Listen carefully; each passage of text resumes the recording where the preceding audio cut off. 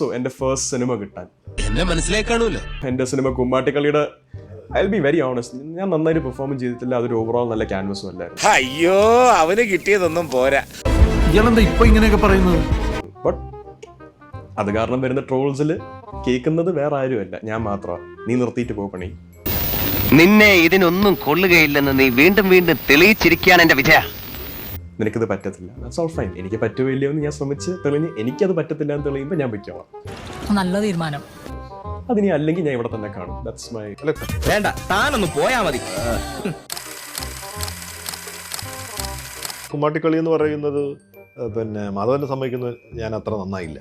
പക്ഷെ സിനിമ അതായിരുന്നു അരങ്ങേറ്റ ചിത്രം എന്നുള്ള കാര്യത്തിൽ സംശയമുണ്ടോ? അത് വേണ്ടിയിരുന്നില്ല എന്നൊരു തോന്നലെങ്കിൽ ഇപ്പോഴെങ്കിലും ഉണ്ടോ? തീർച്ചയായിട്ടും. അത് അബദ്ധം പറ്റിയല്ലേ? അയ്യോ, അത് അവനൊരു കയ്യബദ്ധം പറ്റിയതാണ്, മാപ്പാക്കണം. അങ്ങനെ സി ഐ ഡിഡ് ഇറ്റ്. എനിക്ക് ഞാൻ പോയി മാറ്റാൻ പറ്റത്തില്ല. പക്ഷെ അന്ന് ഞാൻ ഒന്നും കൂടെ ആലോചിച്ചാൽ മതിയായിരുന്നു. പക്ഷെ ശത്രുക്കൾക്ക് പോലും